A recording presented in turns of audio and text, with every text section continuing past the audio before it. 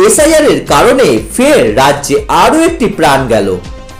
এবার ঘটনাস্থল হুগলি রিষড়ার এনএস রোডের 7 নম্বর ওয়ার্ডের বাসিন্দা, পেশায় কলকাতা হাইকোর্টের আইনজীবী রাজেন্দ্র চতুর্বেদী। তার অভিযোগ, তার বাবা ধনঞ্জয় চতুর্বেদী, বয়স 84, এসআইআর ফর্ম ফিল আপ করে।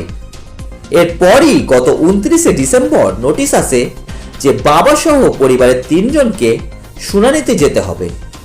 এর জন্য বিএলও সইও করায়। এরপরেই ভেঙে পড়ে বছর 84-র এই বৃদ্ধ। অভিযোগ, সারাদিন এসআইআর এর জন্য চিন্তা করতেন। তিনি বলতেন ডিটেনশন ক্যাম্পে তাকে হয়তো যেতে হবে। সারাদিন এই চিন্তাতেই গুরুতর অসুস্থ হয়ে পড়েন তিনি। 1 জানুয়ারি তার স্বাস্থ্যের অবনতি হয়। এরপরেই স্থানীয় একটি স্বাস্থ্যকেন্দ্রে বৃদ্ধকে ভর্তি করা হয়। 2রা জানুয়ারি তার মৃত্যু হয়। এরপরই ক্ষোভ উগরে দেন মৃতের ছেলে আইনজীবী রাজেন্দ্র চতুর্বেদী। তিনি বলেন, কেন্দ্রীয় সরকারের এই পদক্ষেপের জন্যই আজ তিনি বাবাকে হারালেন। তিনি এর শেষ থেকে ছাড়বেন।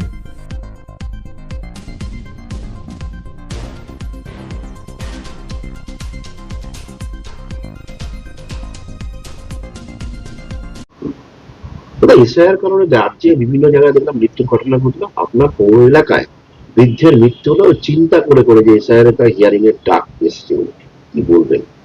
আমাদের রিষড়ার 84 বছর বয়সী ধনঞ্জয় চতুর্বেদী, উনি 29 তারিখে হিয়ারিং এর একটা নোটিশ পান। নোটিশ পেয়ে উনি অসুস্থ হয়ে হাসপাতালে ভর্তি ছিলেন। ওনার ছেলের, উনি কালকে মারা যান। উনি কালকে মারা গেছেন। আমি ওনার বাড়িতে গেছিলাম। ওনার ছেলের সাথে আমার কথা হলো। ওনার ছেলে যেটা বলল যে যবে থেকে উনি হিয়ারিং এর চিঠি পেয়েছেন, এসআইআর এর হিয়ারিং, একজন বয়স্ক মানুষ যার জন্ম এইখানে, যার চাকরি জীবন, পড়ালেখা থেকে নিয়ে চাকরি জীবন সবই কিন্তু উনি অবসর প্রাপ্ত করেছেন, চাকরি রিটায়ার করে সম্মানের সাথে, বেশ সম্মানের সাথে। একজন প্রাক্তন স্কুলের হেডমাস্টার, তার হিয়ারিং অ্যাপিয়ার হয় একজন, তিনি সত্যি একজন দেশের নাগরিক, তার ভোট দেওয়ার অধিকার আছে, সেটাকে প্রমাণ করতে হবে হিয়ারিং এর মাধ্যমে। সেই চিন্তায় তিনি ভুগছিলেন। ওনার ছেলে যেটা বলল, এটা খুব দুঃখজনক।